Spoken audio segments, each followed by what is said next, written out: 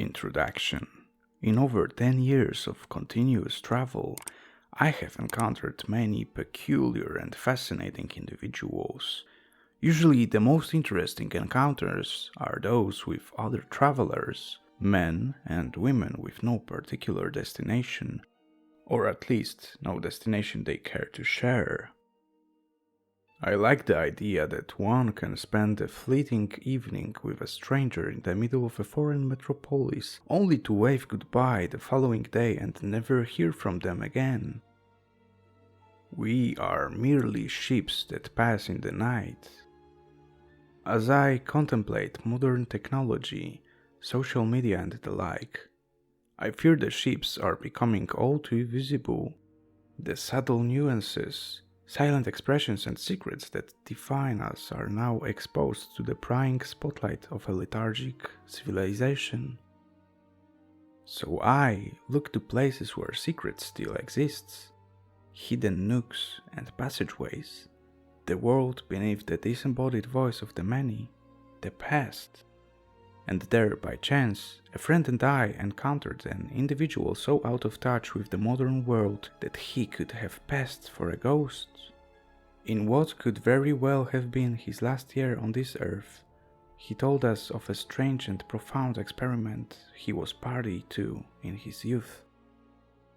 A cold winter's morning, February 2008, Kaleti train station, Budapest, Hungary. The train bound for Sighisoara, Romania, rolled in at around 11 a.m. If memory serves, its final destination was Bucharest. The journey time was estimated at 8 hours, so we were pretty sure we'd be spending the whole day on board. As well as the two of us, several others boarded. We located an empty compartment and stowed our luggage. Within 10 minutes the train was ready to depart. Upon doing so, the ticket lady approached us almost immediately. I'll never forget the vacant look on her face as she studied my ticket. Some 5 or so minutes into the journey, an elderly gentleman clutching a brown leather briefcase opened the door to our compartment. He hovered in the doorway for several seconds before finally choosing to enter. Nodding in our direction as he entered, we responded in kind as he sat opposite to us. His weathered face was chock full of gorge deep lines. My first thought was how unusual it was for an elderly gentleman to choose to join a pair of 20-somethings on a train that was practically empty. It would soon be revealed, however, that we were precisely the kind of company he was looking for. The man, who I came to refer as Mr. Gray, sat in silence as he watched the world go by outside. My friend and I were idly gossiping, mostly about the things we had seen in Hungary, and would undoubtedly see in Transylvania. Towards the end of our conversation, the man carefully opened the brown leather briefcase atop his lap and began to inspect the contents. Among a bundle of papers written in more than one language were a number of Soviet military orders, all of which looked weathered and tarnished, rather like the man himself. He looked down at the orders and then back up at us, whispering in a thick Russian accent, "Tell me what you know of fear."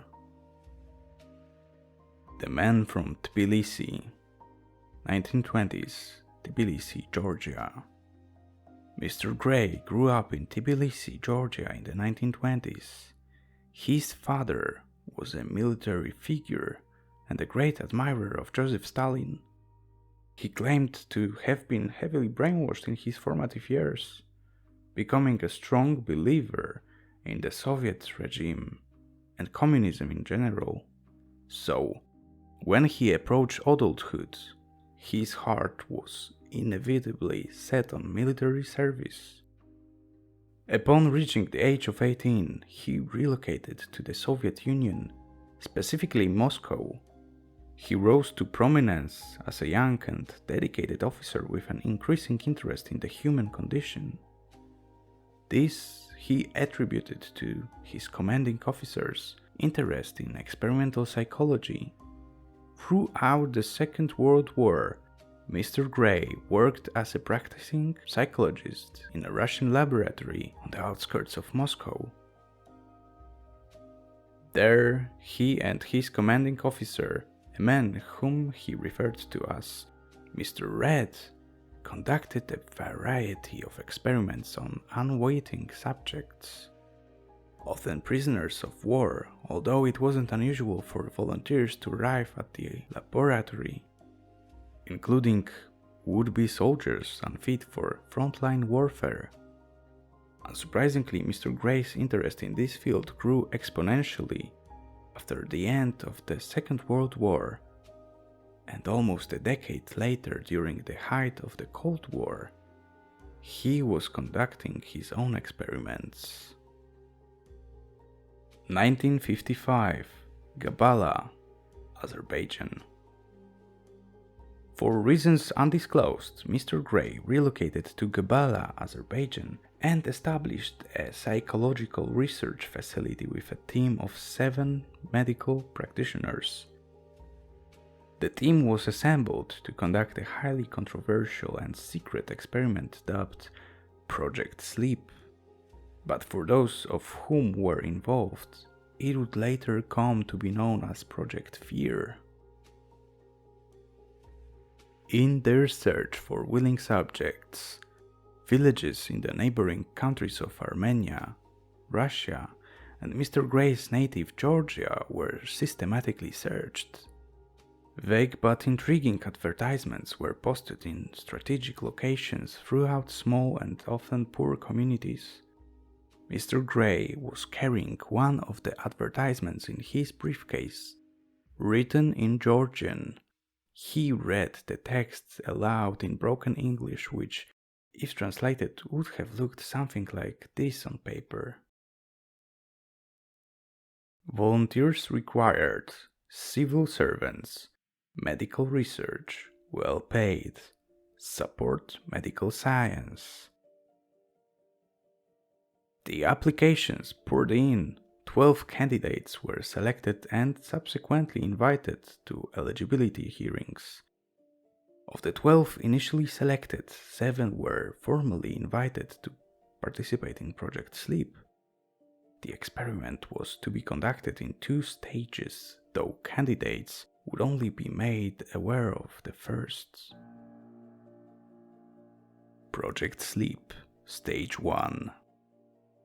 Candidates were to be kept awake for a period of 72 hours in solitary confinement.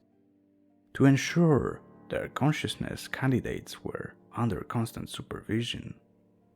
Alarms were triggered remotely and repeatedly if candidates appeared to be falling asleep. Periodically, at the 24th, 48th, and 72nd hours, candidates were asked to describe their worst fear. As each period passed, 3 out of the 7 candidates exaggerated the fear they had initially described. For example, candidate number 2 had initially described the generic fear of crustaceans, specifically woodlice. Upon questioning at the 72nd hour, his fear was not only of woodlice, but of the possibility his closest friends and family members would eventually mutate into woodlice. The 48th hour brought about strange, dark fears for candidates number 3 and 5. Fears that greatly worried the practitioners. Unsurprisingly though, the 72nd hour instilled a heightened sense of anxiety and paranoia in all 7 candidates, though it was specifically noted that candidate number 5 was said to be experiencing severe apathetic gloom. And then it was on to stage 2. Intermission train compartment. Even the notion of describing stage 2 filled Mr. Gray with visible unease. He was sweating and clutching haphazardly at tattered bits of paper. I recall with perfect clarity the moment Mr. Gray withdrew a handkerchief and slowly wiped his brow. His motion was pained and unsteady, but in that instant I could have sworn his obscured mouth was grinning. Project Sleep, Stage 2. Upon completion of the 72nd hour, each candidate was permitted to sleep. In fact, they were given a sleeping agent which ensured they wouldn't be aware of what was to follow. All candidates were driven to a secret facility in the mountains somewhere outside Gabala. The team referred to it secretly as the Mansion. The sleeping candidates were strategically placed in various locations throughout the complex and were left to awaken naturally. The team allotted 24 hours for them to remain inside. The facility was locked from the outside and metal panels were used to seal the windows. No surveillance equipment was used. They would rely purely upon the candidate's statements upon release at the end of the time period. It is interesting to note that according to Mr. Gray, there was nothing particularly unusual about the facility other than its convenient, isolated location. Results: upon completion of the 24th hour, the mansion's heavy doors were opened. There, Mr. Gray and his team discovered two emaciated candidates, numbers 5 and 7. Following the first sweep of the facility, the remaining candidates were nowhere to be found, though bizarre evidence to suggest they encountered unspeakable things was everywhere.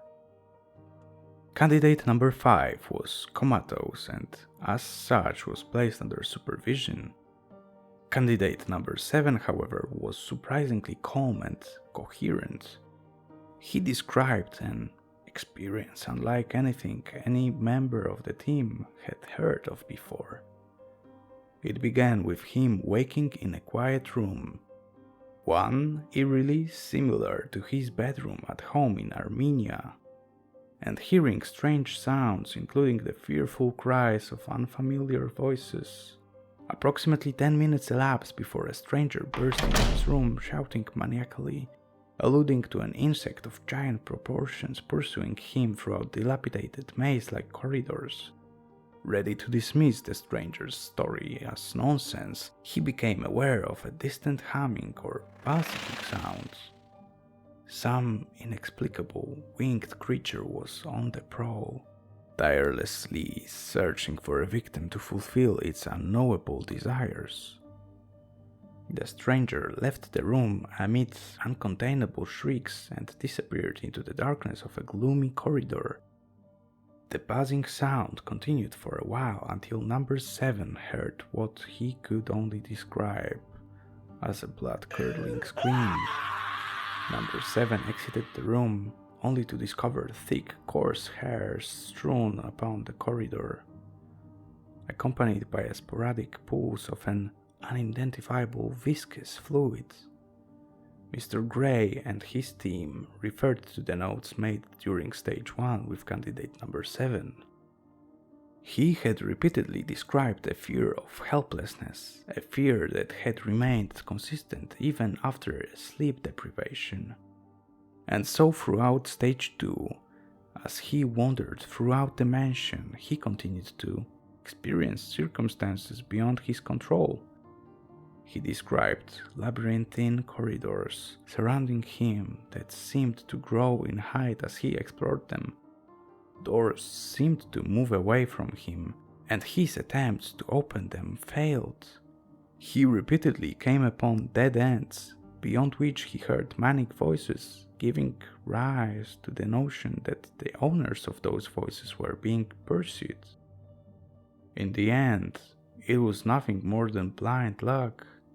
that led candidate number 7 to the exit. And up until the moment the doors were opened, he had believed he was slouched against a cold brick wall rather than a set of perfectly ordinary oak doors.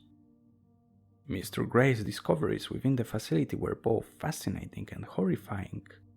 In what appeared to be confirmation of the presence of a large crustacean, the team discovered a giant exoskeleton complete with a number of jointed limbs. And although it was retrieved for further analysis, it inexplicably disappeared from safe storage several days later. Puddles of coagulated blood were also discovered, supporting the idea that something malevolent had been wandering the halls, and furthermore, that something or someone had been injured. Intermission, train compartment. Mr. Gray looked at my friend and me with cold, vacant eyes. "The experiment was a success," he said in that thick Russian accent, "although now I wish it hadn't been so." Once again, he reached into his briefcase and produced a bundle of papers.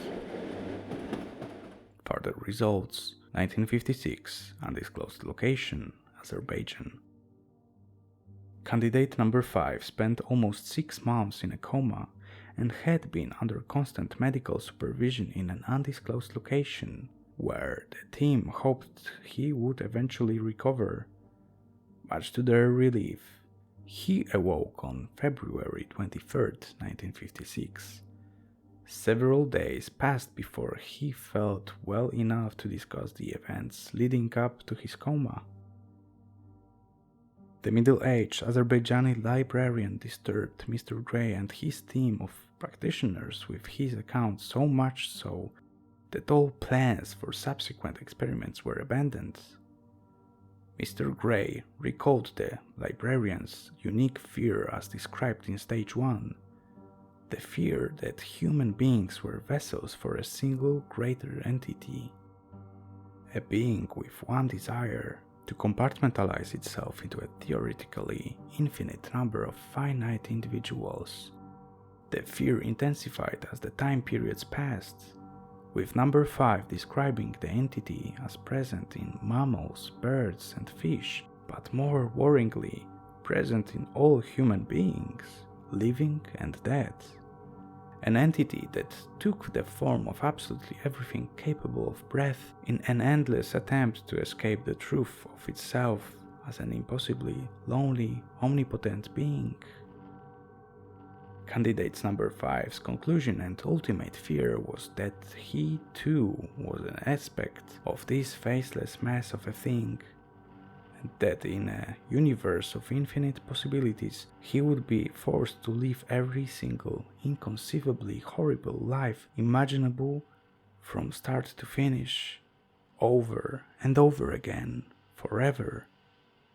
In line with Project Sleep, deep within the walls of the mansion, this all-consuming fear came alive, and as it did almost instantaneously, candidate number 5 saw through the eyes of the other candidates.